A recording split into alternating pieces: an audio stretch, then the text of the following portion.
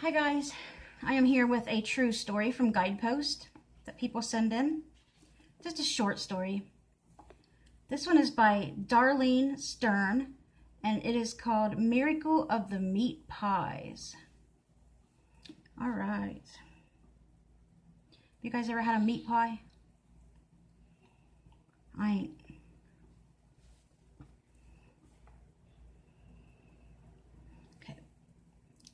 In the New Testament Gospels, we read of Jesus providing food for those who had come to hear him teach. He provided not only spiritual food in what he taught them, but also food for them to eat. In each of these recorded incidents, Jesus began with the minimal amount of food available. He thanked his Father for provision, and he broke the bread and fish into pieces. The disciples distributed the pieces to the crowd.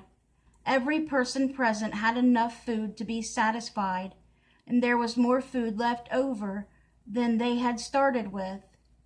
But do such miracles still occur today? In Zambia, I learned Jesus' instructions and encouragements still apply to us because we are also his disciples. The Lord had to push me to get me to Zambia in the first place.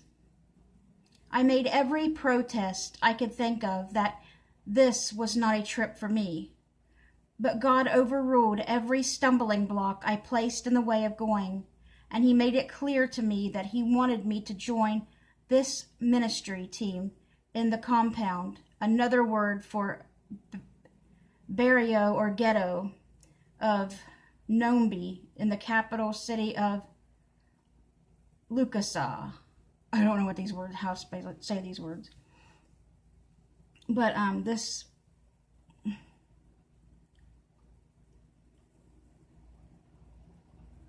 I forgot what I was going to say. No, maybe I'll think about it then. I felt so inept. Who was I to try to reach out to people who had such great needs? The country was desperately poor and caught in the grip of an HIV epidemic.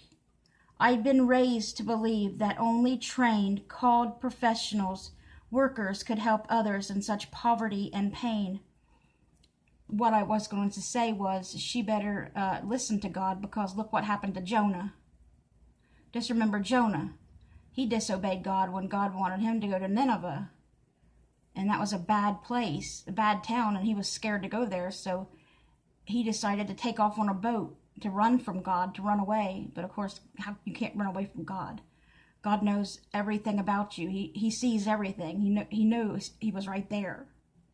So of course, God found him, and he had a whale swallow him up, and he was in the belly of a whale for 3 days.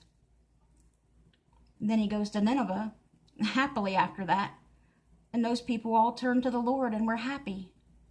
They didn't know the Lord.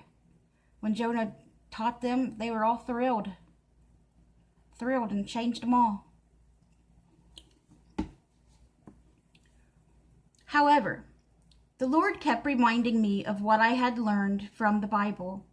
I live by faith and not by my sight or feelings. He assured me that if I obeyed him, he would take care of all the other circumstances.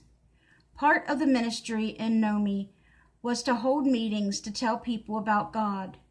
One day, our team pooled resources to provide a meager lunch and water for those attending. Many adults had walked great distances to participate in this event, bringing their children along, so we knew we would have to have a large crowd of hungry people. As we looked at the dozens of people and our small supply of food, we felt that some of us on the ministry team would need to find our own food elsewhere. So while the group was being served their paltry meal, 7 of us left to get our own lunches at a nearby bakery store. We each had a small meal consisting of a meat roll and a meat pie. After we finished eating, we decided to take the leftover scraps of our lunches back with us to the afternoon meeting as an additional treat for the children.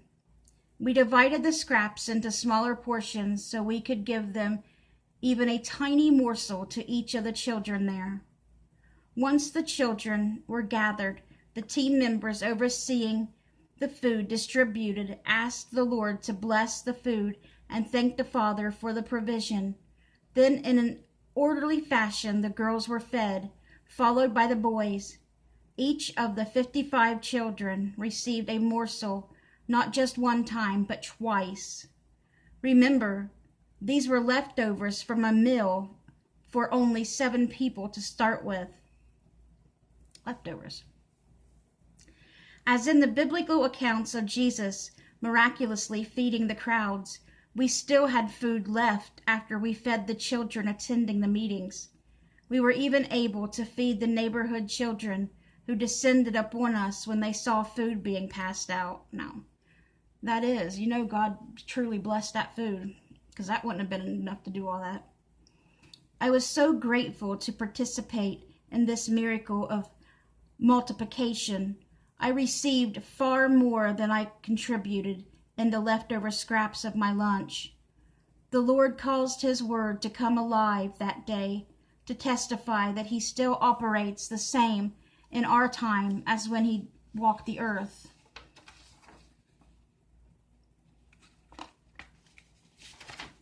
Oh, that was the end. That was the end. All right, guys, I hope you enjoyed that story, and I'll be back probably with another one here shortly. Bye, guys.